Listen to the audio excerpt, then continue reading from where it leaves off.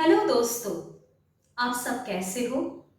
मेरा नाम मीता है और मैं एक बहुत ही न्यू चैनल ऑलरेडी लॉन्च कर चुकी हूँ, जिस चैनल का ये पहला वीडियो होने वाला है। इस चैनल का नाम है लर्न इंग्लिश विथ मी। हाँ, तो ये चैनल आप सबके लिए है, स्पेशली जिनको इंग्लिश बोलने में बहुत प्रॉब्लम होती है। और ऐसा हमने बहुत बार देखा है कि जब कोई इंग्लिश बोलने वाला व्यक्ति हमारे ऑपोजिट खड़ा रहता है, तो जितनी भी इंग्लिश हमें आती है वो भी हम भूल जाते हैं। और हमारे टेक्स्ट बुक जो कि हमने स्कूल में पढ़ाई की थी, वो टेक्स्ट बुक्स ने तो इंग्लिश को जैसे एक बहुत ही बड़ा सा और डिफिकल्ट टास्क बना दिया हमारे लिए। इतने ग्रामर्स, इतने रूल्स कौन याद रखेगा? सो गाइस, इसलिए मेरे इस चैनल को आप जल्दी से सब्सक्राइब कर दीजिए, क्योंकि मैं इस चैनल के थ्रू आपके लिए ऐसे बहुत सारे वीडियोस लाऊंगी जहां आप अपने मदर टंग, मतलब इस वीडियो में मैं हिंदी में बोल रही हूँ तो सोच लीजिए कि हिंदी आपका मदर टंग है और आप हिंदी से इंग्लिश में कैसे कन्वर्ट कर सकते हैं, अपने सेंटेंस को किस तरह से आप बात कर सकते हो। ठीक है, so please without wasting further time आप मेरे चैनल को सब्सक्राइब कीजिए और जितना से हो, जितना तक हो, आप इसे शेयर कीजिए। तो आज मैं इस वीडियो के थ्रू आपको कुछ टिप्स बोलने वाली हूँ, जिसको अगर हम फॉलो करें तो सबसे पहले हमारे दिमाग के अंदर कुछ ख्याल आते हैं, जिसको तैयार करने में हमारी स्कूल, हमारी एजुकेशनल सिस्टम भी बहुत हद तक जिम्मेदार है।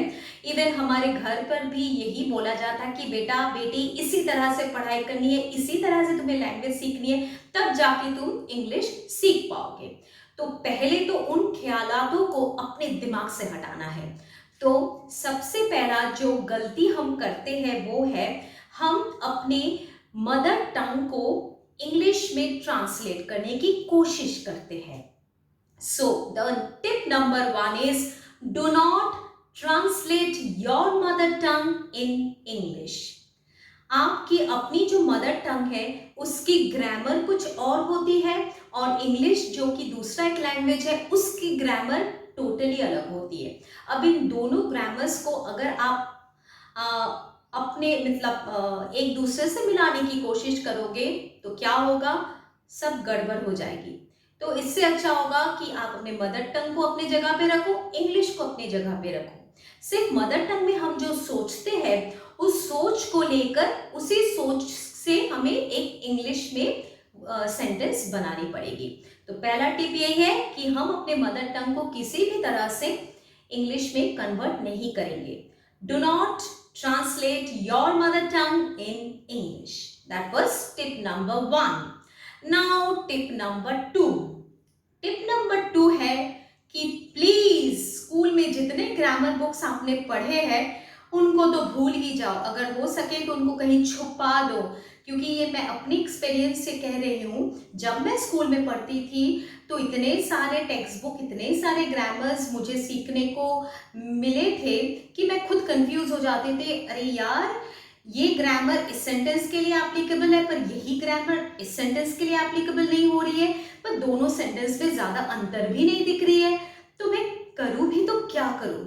तो चलो, फिर भी स्कूल में रेगुलर प्रैक्टिस से कम लिखना तो मुझे आ गया कि किस तरह से सही इंग्लिश लिखा जाता है। क्योंकि लिखने के वक्त आपको बहुत टाइम मिलती है कि आप कैसे सोचो, किस तरह से सोचो, और easily you can come up with lot of ideas.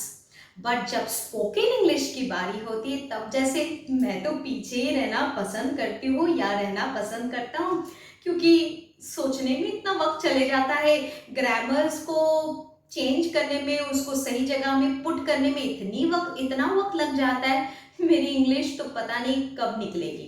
तो इसी डर से बहुत लोग इंग्लिश से भागते रहते हैं।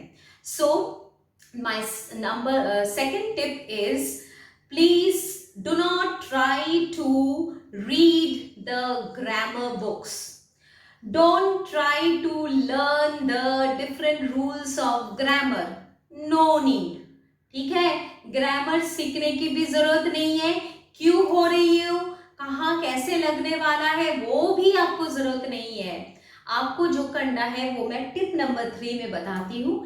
टिप नंबर 3 इज़ जितना से जितना हो सके आप सुनने की कोशिश कीजिए।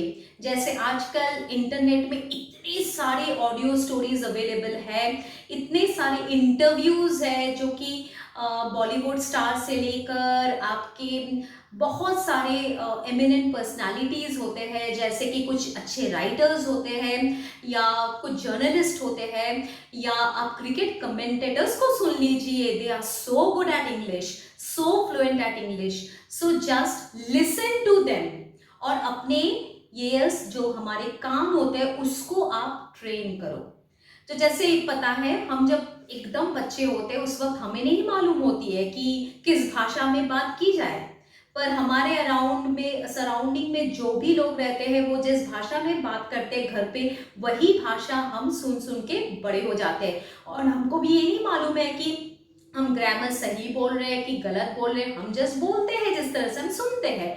तो हमको इंग्लिश के साथ भी वही करना है, हमें सुनने की आदत डालनी पड़ेगी।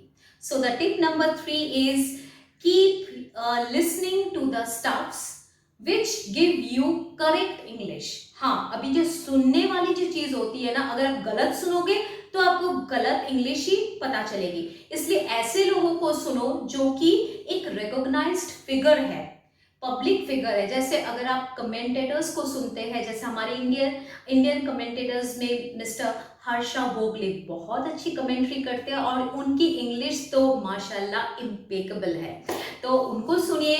या फिर कोई भी ऑडियो स्टोरी बुक जो इंग्लिश में अवेलेबल है इंटरनेट में उसे सुनिए। इससे क्या होता है, आपका जो सोर्स होगा वो करेक्ट होगा और आप अपने ईयर्स को ट्रेन करते रहोगे और आपकी ब्रेन की वायरिंग भी अच्छी हो जाएगी। और फिर देखिएगा वो जो चीज़ें ऑटोमेटिकली आपके अंदर जा रही है, आप तो उसकी मीनिंग समझ रहे हो, अब जब आप बोलने की कोशिश करोगे देखना वो ऑटोमेटिकली निकलते रहेगी। पर इस प्रैक्टिस को आपको रेगुलर करनी पड़ेगी, जितने बार हो सके करनी पड़ेगी, पर मिनिमम इसको 15 मिनट्स रोज दीजिए। Okay, now diving to tip number 4। अब टिप नंबर 4 भी बहुत ही इंपॉर्टेंट है, बच्चों जैसे बन जाइए।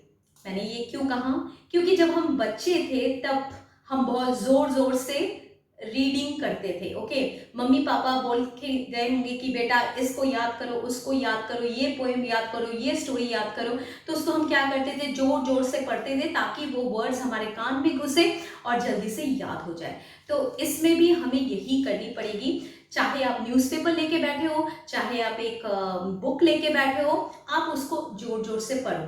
अगर आपको शर्म आ रही है तो थोड़ी देर के लिए सबसे हट जाओ, एक दूसरे रूम में जाओ और इस लेवल ऑफ मतलब आपकी जो वॉइस है उसके लेवल को इतना ही रखो ताकि बाहर में जो आपके घर के रूम के बाहर है उनको सुनाई ना दे।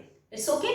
तो इस तरह से आप जोर जोर से जब पढ़ोगे ना तब देखोगे कि बहुत सारी ऐसी वर्ड्स निकलेगी जो कि आप अच्छी तरह से प्रोनाउंस नहीं कर पा रहे हो। जी हाँ, आप स्टम्बल करोगे।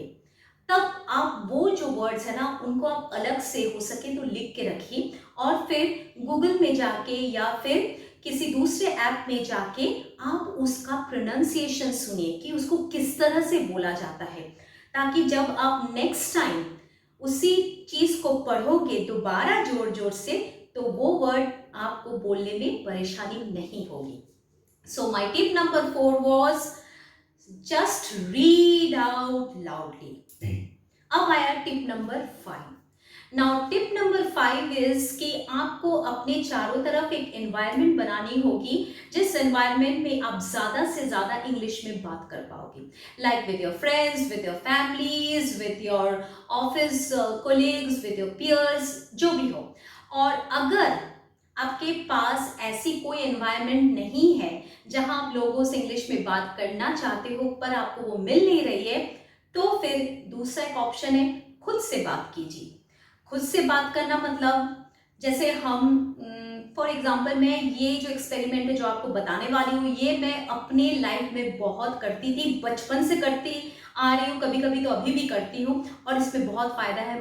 सचमुच मुझे आप विश्वास कीजिए, believe me, it's going to bring lots of improvement in your spoken English. वो है कि आप आईने के सामने जाके खड़े हो जाइए। Stand in front of the mirror और अपनी जो रिफ्लेक्शन आपको आईने से मिलती है उस रिफ्लेक्शन की आंखों की तरफ देखिए। So have an eye contact with your own image eyes. जो आई कांटेक्ट आप कर रहे हैं तो आपको लगेगा एक दूसरा इंसान मिरर में है जो कि आपको सुन रहा है, और फिर उस आई कांटेक्ट के साथ आप एक टॉपिक उसके पहले ही चूज कर लीजिए जिस टॉपिक पे आपको बात करनी है, और फिर आप खुद को देख के बात करते रहो। इससे क्या होगा, आपको जजमेंट की भी कोई डर नहीं रहेगी कि यार मैं अगर कुछ गलत बोल देता हूँ या बोल देती हूँ तो कोई मुझे गलत जज कर देगा, तो इस चीज़ की भी आपको डर नहीं रहेगी। और साथ में आप अपनी बॉडी लैंग्वेज को देख सकते हो कि आप किस तरह से बात कर रहे हो, जब आप कोई सेंटेंस बोल रहे हो तो किस तरह से उसको एक्सप्रेस कर रहे हो। So everything will be crystal clear in front of you. So mirror के सामने खड़े होकर बात कीजिए, बहुत हद तक आपको ये हेल्प करेगी। In fact when you will try to speak with your peers और colleagues then you will not face any difficulty, क्योंकि आपने ऑलरेडी इसकी प्रैक्टिस कर चुकी है।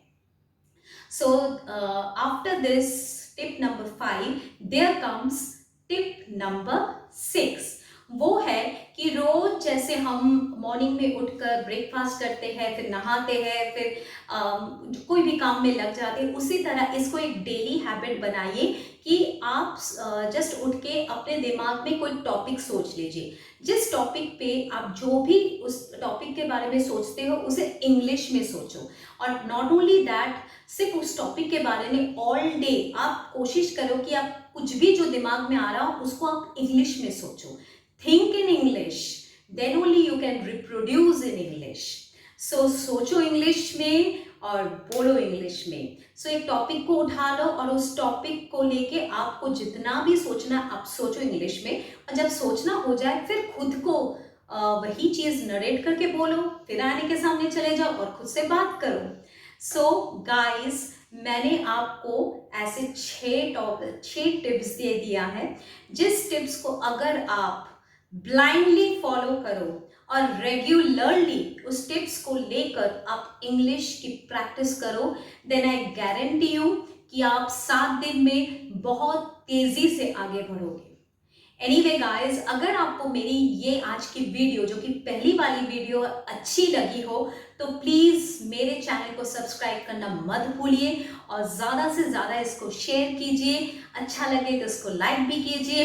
मैं अपने सेकंड वीडियो में आपको और भी नए नए वे से, किस वे से हम बात कर सकते हैं, इजीली बात कर सकते हैं, ज़्यादा टाइम नहीं लेंगे, 2 वर्ड्स में 3 वर्ड्स में किस तरह से इंग्लिश बोल सकते हैं, छोटे छोटे हिंदी कॉन्वर्सेशंस को लेके हम उसको इंग्लिश में कैसे बोल सकते हैं, उन सब चीज़ों की वीडियो मैं जल्द बनाऊंगी और आपके सामने पेश करूंगी। So guys, if you really like my video, once more I am telling you to subscribe my channel, like my video, and do not forget to share my video as much as possible. So stay tuned. Bye bye.